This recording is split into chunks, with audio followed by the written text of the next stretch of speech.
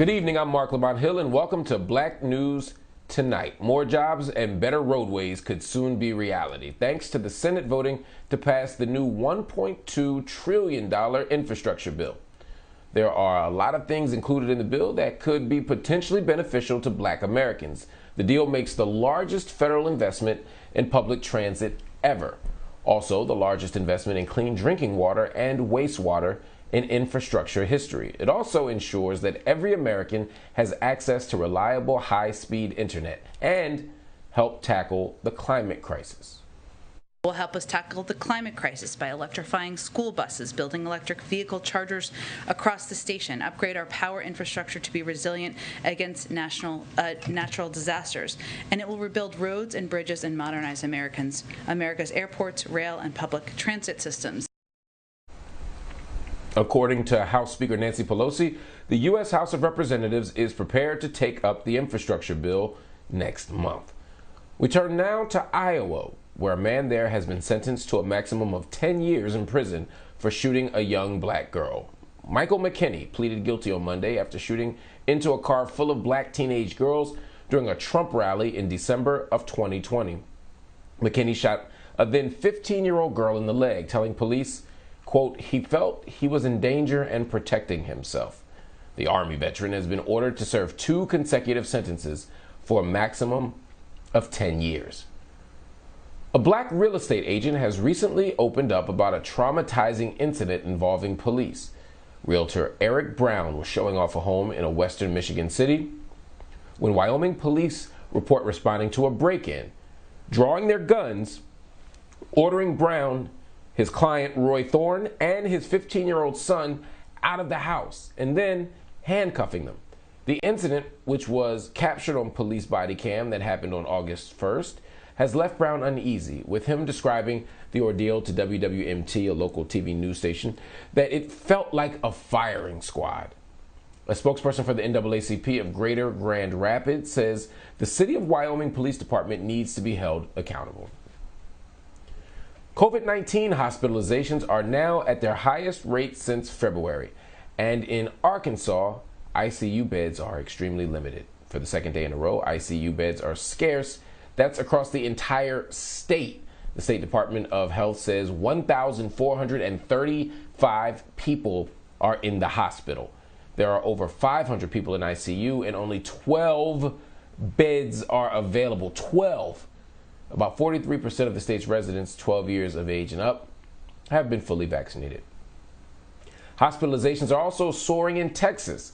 The state's Governor Greg Abbott is also facing some pushback. In May, he issued an executive order barring Texas schools from requiring masks. Now, an advocacy group is challenging that with a lawsuit.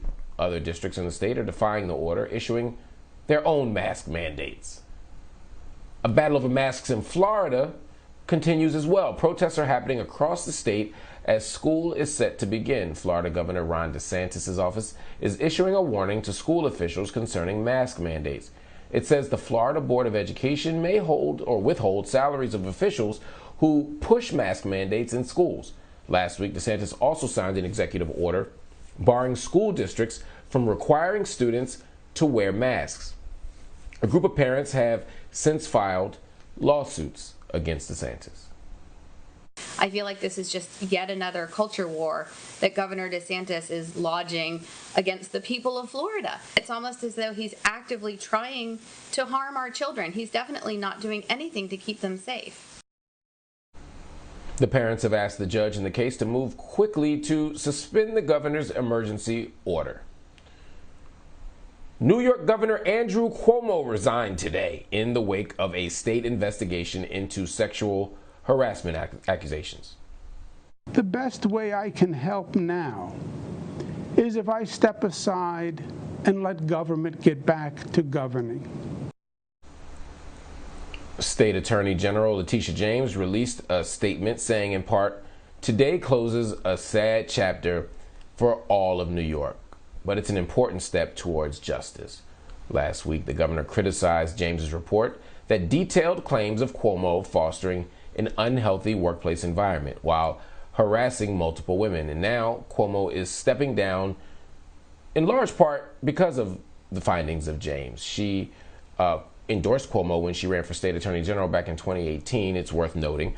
But now replacing Cuomo will be New York's first woman governor, Kathy Hochul. Andrew Cuomo is gone. It took a lot of work, a lot of organizing, and a lot of pushback to see what we saw today, which was the resignation of Governor Andrew Cuomo.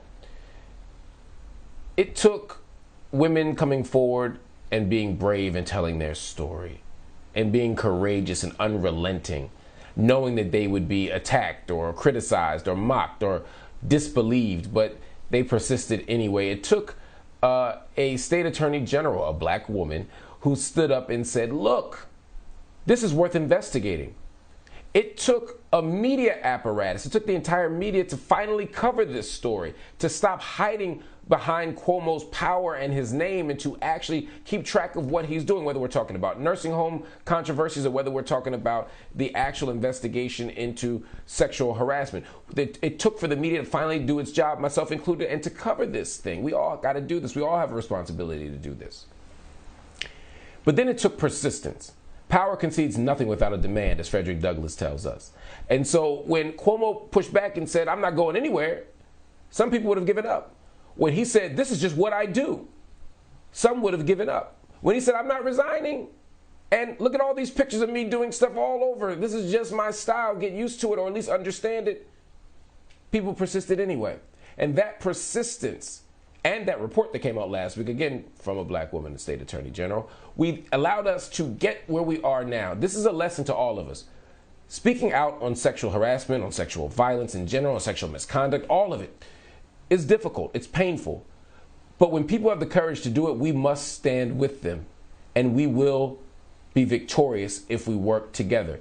Cuomo is going. Now, he still did it in super white man fashion. He said, I'm going to resign, but I'm going to do it in 14 days. And of course, he still maintains his innocence. He's acting as if he's doing it for the good of the state. You know, I'm just going to step aside and let governments govern, as if he's doing us a favor that he didn't do anything wrong. But that aside, he's gone because we organize. As I always say, and as we learn in Black August, to be sure, when we fight, we win. All right. The demographics in the United States continue to change. For the first time in nation's history, we are seeing a decline in the white population, while population growth for black and brown folk continues to rise.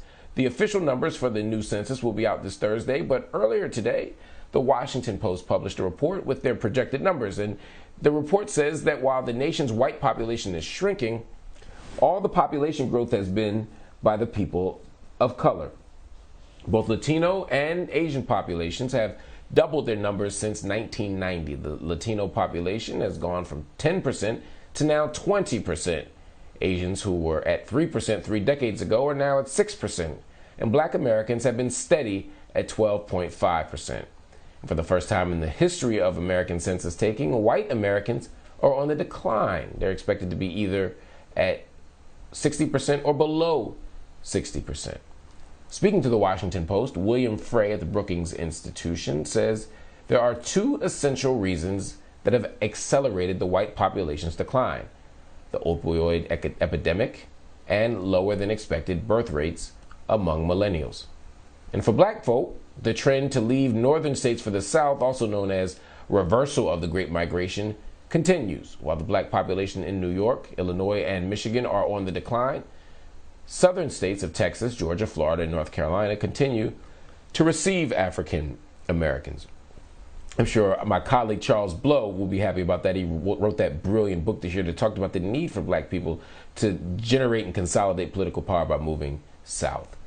2020 census is crucial to all of this, as its data will impact how most state legislatures and local governments will redraw political districts for the next decade.